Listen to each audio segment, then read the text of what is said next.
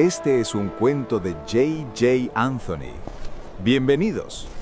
Encuentro y la promesa, Toledo, 1952, una ciudad suspendida en el tiempo, donde el amor aún se escribía en cartas, y las despedidas sabían a eternidad.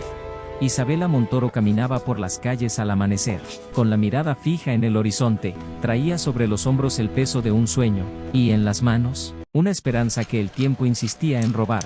Isabela era hija de un relojero, vivía entre agujas y engranajes, aprendiendo que todo lo que es hermoso, un día para, pero esa mañana, algo, o alguien, cambiaría el compás de su destino.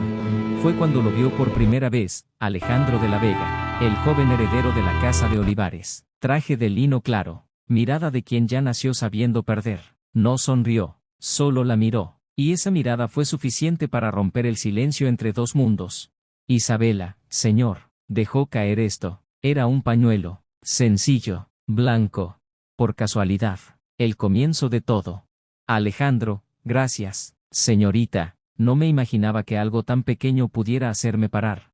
Hablaron por un momento, pero el tiempo, celoso, ya los separaba. El destino, sin embargo, es un relojero caprichoso, hace que el puntero vuelva, solo para hacernos sufrir una vez más.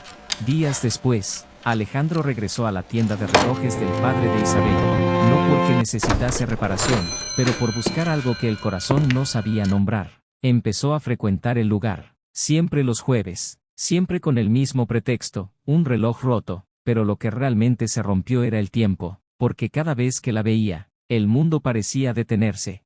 Acto 2: la separación y el silencio. El amor de Isabela y Alejandro creció en secreto, entre miradas intercambiadas y cartas ocultas bajo relojes antiguos. Tejían lo que, en la España de los años 50, se llamaba pecado.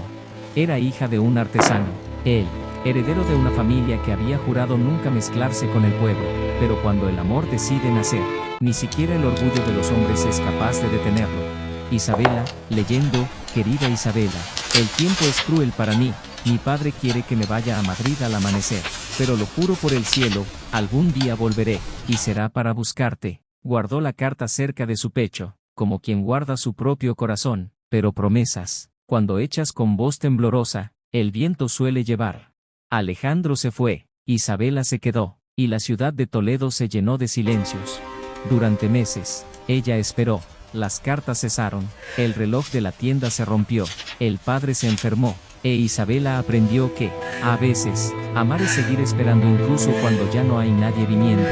Cuando el padre de Isabela murió, ella cerró la tienda, se mudó a una pequeña casa en los alrededores, donde cosía vestidos y evitaba hablar de amor. Pero el destino no olvida a los que se atreven a desafiarlo. 5 años después, un tren trajo de vuelta a un hombre de aspecto cansado y traje oscuro. Alejandro de la Vega regresaba a Toledo, traía consigo el peso de la guerra, de las pérdidas, y de un nombre que Isabela nunca había dicho en vano. Acto 3: el reencuentro y el destino. Toledo se veía igual, pero Isabela, no, el tiempo la había hecho más fuerte, más serena, y más distante. Una tarde, mientras dejaba flores en la tumba de su padre, escuchó pasos detrás de él, se dio la vuelta lentamente, y el mundo pareció detenerse, como la manecilla de un reloj cansado. Alejandro estaba allí, la misma mirada, el mismo silencio, pero la vida le había robado el brillo de la juventud y le dio la culpa en el lugar. Alejandro, Isabela, tantos años, y todavía no he aprendido a olvidarte. Isabela, entonces aprendiste poco, Alejandro, porque necesitaba aprender a vivir sin ti. Se acercó, con la mirada perdida entre las flores y las lágrimas, le dijo que venía tarde, demasiado, que el matrimonio arreglado lo había atrapado, que la guerra se lo había llevado, que la culpa lo había consumido. Pero Isabela, solo lo escuchaba, como quien escucha el eco de un tiempo que se ha ido. Isabela, el amor que te di, no era para ser recordado, Alejandro, era para ser vivido, pero el tiempo, el mismo que arreglé tantas veces, decidió romper lo que había entre nosotros. Alejandro lloró, Isabela, por un instante, se permitió llorar también, no por lo que perdieron, pero por lo que, a pesar de todo, sobrevivió dentro de ellos. Esa tarde, entre flores y cenizas, Isabela lo perdonó, y el tiempo, el viejo relojero del destino, volvió a mover sus punteros. Cuando el sol se puso sobre Toledo, dos sombras se alejaron lentamente. Una caminaba en dirección al pasado, otra a lo que quedaba del futuro. Pero el viento, testigo de todo, sigue susurrando su nombre, Isabela y Alejandro, dos almas